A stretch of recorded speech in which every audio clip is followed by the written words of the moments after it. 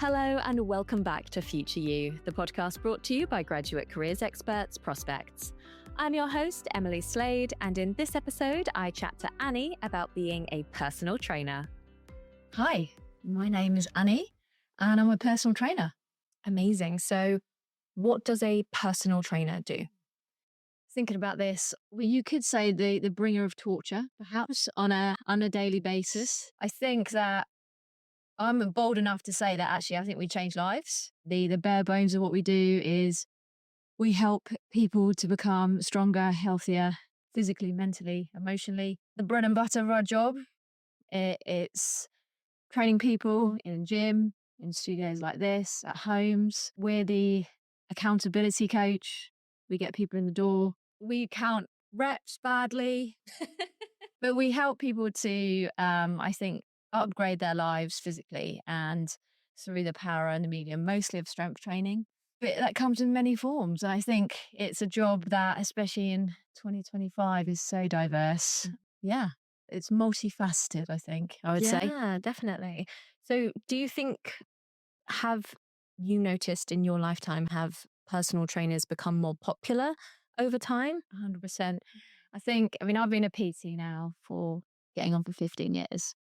And it was when I started, it was still in that sort of area of being quite almost very niche to have a PT. Like my old boss, before he became an osteopath, he was a PT, I think, on Harley Street. And now, Harley Street is for getting your teeth done or whatever else it might be. Sure, there's other things as well. But now I think PT is so much more accessible, which is fantastic because I don't think it's one of those areas where we should kind of make it for only the rich and famous. The fact that we can help everyone to upgrade themselves physically and mentally and make that a cost-effective price for everyone is brilliant. So it's definitely changed. Yeah. 100%.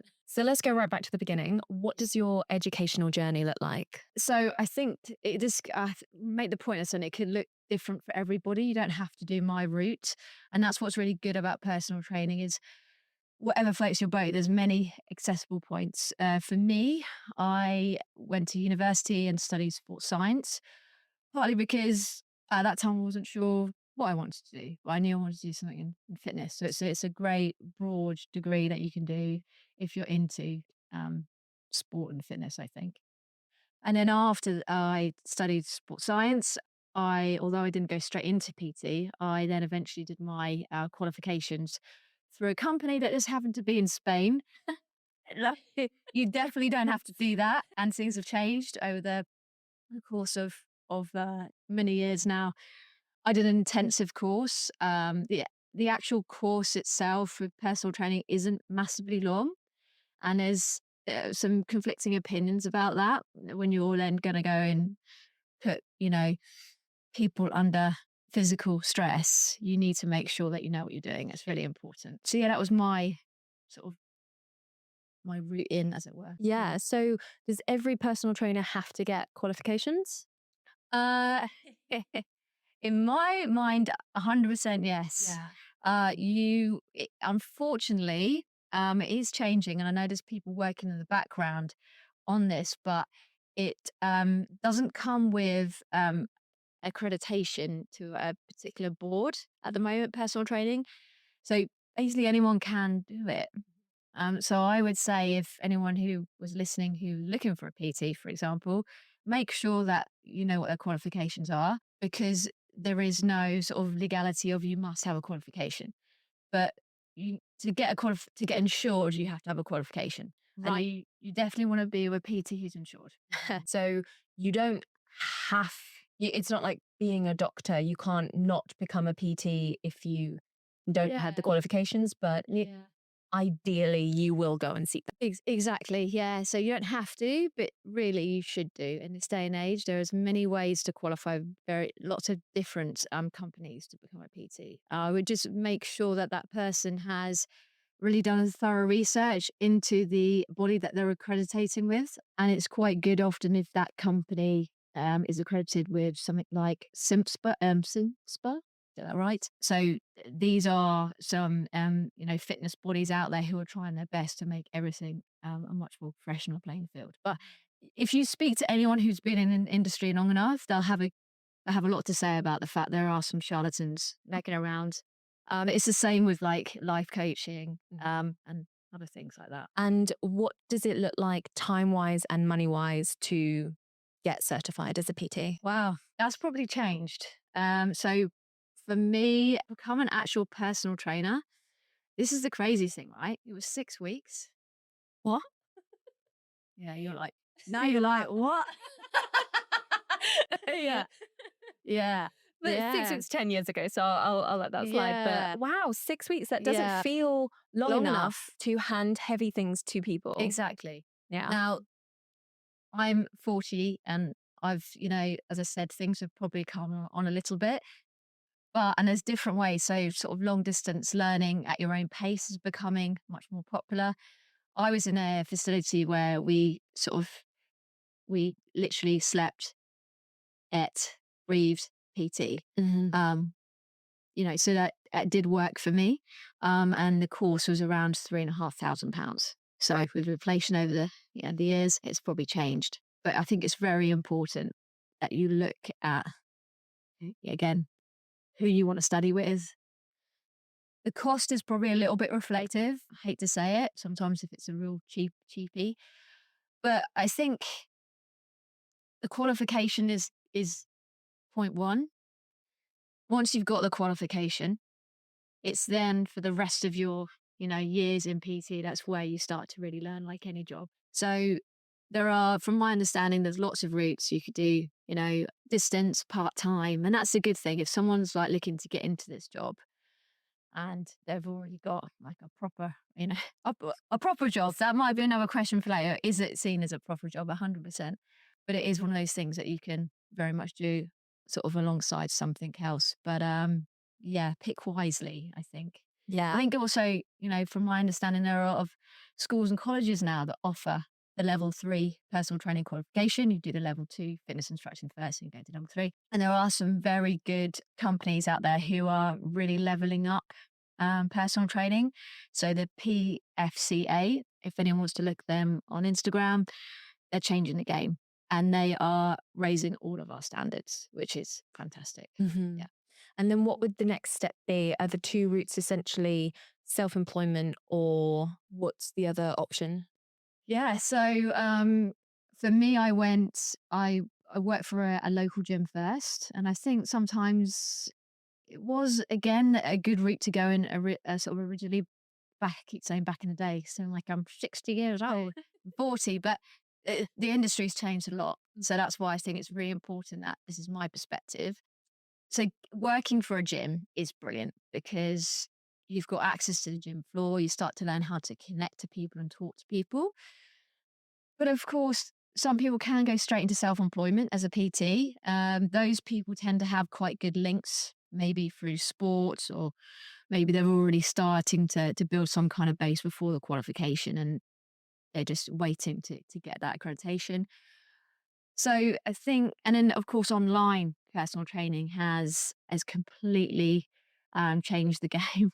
And what I would say on that note is though that some people are very quick to think, right, I want to be an online PT tomorrow. It's a long slog. So yes, self-employed versus being employed are two options, but the employment sometimes just gives you that little bit of safety net to go like, okay, I don't have to worry too much about making rent this month, but I can go and start to build my experience on the gym floor and learn from there and get skin in the game, I think is really important. Yeah. Is it about building your own personal brand, or would you argue that doesn't matter so much? I think building your personal brand is so important right now. It's how you're going to connect to people. 100% build the brand. But I think that takes time. We get told as trainers that we must niche down who's our client, and when I first qualified, no, some people might know if they're like, oh, I really want to work with footballers. Brilliant.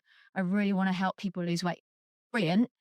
But even that, you still need to start to work out who you are going to be in that space. Yeah. So it's about choosing your audience, almost like your age range, your potential, your gender, your all of these things. Yeah, I think, yeah, I'd agree with that. I would just argument against that is give yourself time to work out who that is. And don't worry if you don't know. And maybe that will change. But it does help because it's might say it's an oversaturated market. I don't think it's necessarily the case. I think people connect to people, and that's how you're going to build like, know, and trust. And yeah, so building that brand is quite important in 2025. So when did you make the leap from working in a gym to becoming your own PT? So I was probably about 18 months in, and I still part self-employed. So I worked for the gym and had a little bit more time and space and energy to start to do my own thing.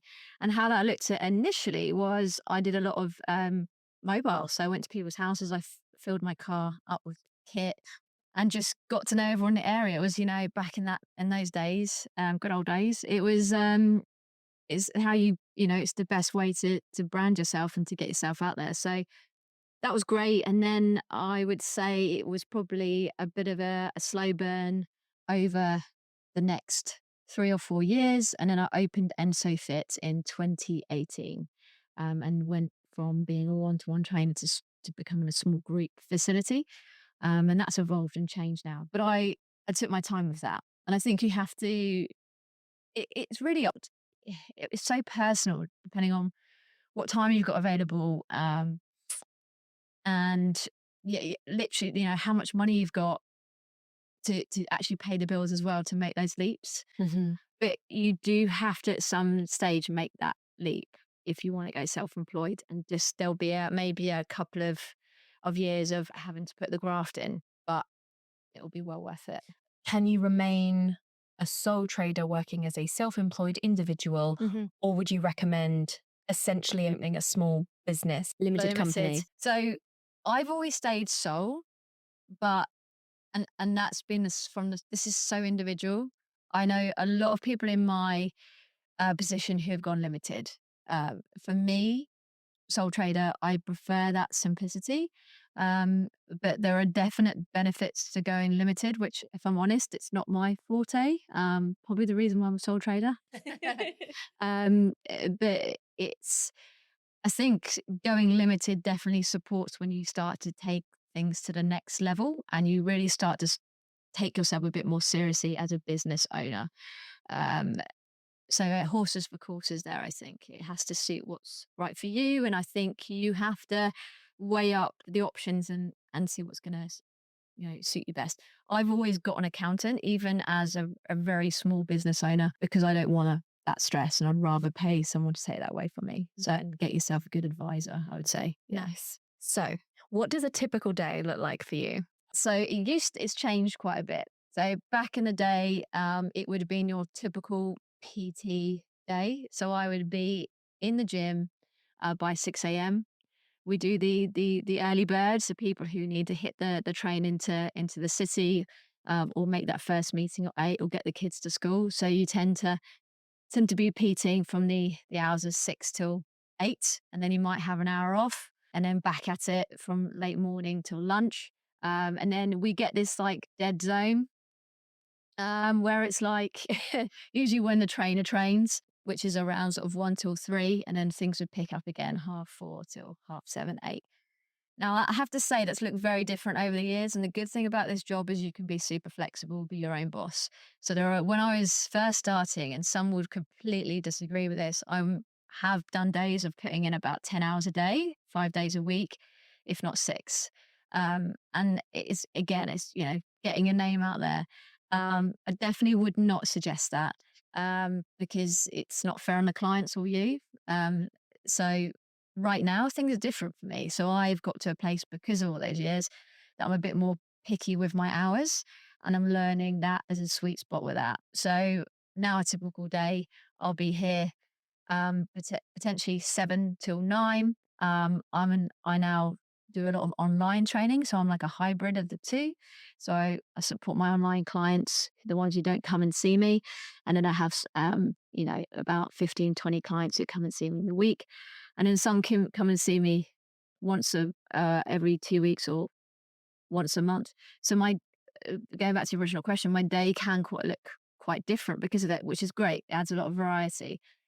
And one of my clients actually asked me once, what do you do when you're not training people? Like, You just shut down. but yeah, well, as self-employed PTs, that's when we're meant to be doing our books, and education, CPD, researching horrible exercises to bring people like you, and working on our own fitness, self-development, and doing normal human things. But it's So you've always got to be evolving and learning in this job. 100%. If you're not, you're going to get lost. You're going to get left behind. Hmm. Yeah. And do you absolutely have to be somebody that gets up at 5 a.m. to be a PT? No, 100. It's a great question. No, I think you can make this job work however it needs to for you, especially if perhaps you're a parent who hasn't got that time, or maybe you're just not a morning person, and no, you can make it work for you. Yes, the 6 a.m. club is always going to be a great time to PT. Might get some miserable people, but it's always going to be busy. Everyone likes to get it done early. But yeah, you can make it work for you. So, any myths about being a personal trainer that you would like to debunk? That we're robots. That, as you just said earlier, that we just shut down. I think when we don't have people around us, that we're lettuce eating broccoli, lifting 24/7 athletes. And there are some amazing personal trainers who are athletes out there. And although I do think controversial, but I do think to a certain extent, our bodies are our kind of business card, if I'm honest, that would, as a trainer, I do think it's human nature that we get judged. I think there is a little bit of that. So I think there's some myths around how we live our lives, and that maybe we're just as so resilient humans that nothing ever touches us. When actually, a lot of the time, we've become coaches because we've had our own struggles and we want to help other people. It's really is true. We can't count. That isn't a myth. So, doctors can't write and We PTs can't can't count. count. No, we can't count. I think it's the biggest one. I think there's still this sign of people think we're, some people think we're gods. And I think social media has to blame for that sometimes. You're always going to see the power of influence showing the perfect, quote unquote, way to be a PT. Hmm. But really, it's whatever works for you Yeah, and whoever exactly. you are. Yeah, And that's what's going to draw your clients to you yeah, at the end of the day. yeah. I totally agree with that. Be yourself. Yeah. You've kind of touched on it throughout, but what solid advice would you give to someone looking to become a PT? I would, yeah. So I would firstly say be patient. How do we be patient in 2025, or whatever year you listen to this podcast? Um, it takes time to build a client base and explore who you are first as a PT to work out where you want to go in the industry. Don't fill your diary up all day with clients. It's going to break you. And remember why you decided to become a personal trainer in the first place, because you can get suckered into the business element and then lose your own health. So I think it's really important to make sure that you keep that balance. Boundaries are really important, especially if you're a one-to-one PT and you're self-employed. So some of the mistakes I made is I'm a typical empath. I will get my kicks from people pleasing, getting that external validation. We're all the same sometimes. However, if you don't have boundaries in with your clients, they don't know where they stand. So, you make it clear to them from the get-go, this is the time of day that I will not be contactable. These are my office hours. Whereas you can build up quite a friendly rapport with your clients, which I think is fantastic. And I think you can be friends to a certain extent with your clients. Some would argue not, but where's the boundary? Going for a coffee with them after training, I think is great, but keep a clear boundary so you can decompress, because that will start to eat away at the soul otherwise. And then I suppose what's the most challenging part? Whew. I would say that the most challenging part for me is seeing my clients not believing in themselves. And sometimes when you've done everything you can for a client, but they're just not quite ready for that change. It's the classic phrase of, do you want change or do you want to change? They're two different things, and we can't always force people to make those changes if they're not ready. So I think from just knowing that sometimes you you're a coach, but you know, you can't step into someone's soul and do it for them. So take the old classic phrase, take the horse to water, but you can't make them drink. So I think there's sometimes I struggle with that a little bit because you feel like, what if I failed? And so definitely make it a job and have that separation. And then I think it's the fact that we have to wear so many hats. And I don't think this is just as a personal trainer. I think it's in any job where if you're self-employed personal trainer, you are the well, I'm not now, but the start of you might be the accountant, you are the admin, you're the coach, you've got a million different hats. So sometimes it gets tricky to put all your ducks in a row. I would say they're probably the biggest challenges. Yeah. Yeah. I would just reiterate the fact that ask yourself again, if you are interested in this job, like, why are you doing it? Because it's always better to get into a job like this if you're coming from a place of wanting to make some like actually positive change in people's lives, as opposed to just what your bank balance reads. Like 100%, we have to get paid, we make a living, but this job does change lives. And I think that if you just remember that on the tough days, yeah, it gets you through. Brilliant. Well, thank you so much for your time today. Thank you. Thanks again to Annie for their time. For more information on becoming a personal trainer, head to prospects.ac.uk or check out the show notes below. For a full-length video version of this episode, check out our YouTube channel at FutureYouPod. If you enjoyed the episode, do feel free to leave us a review on Apple or Spotify.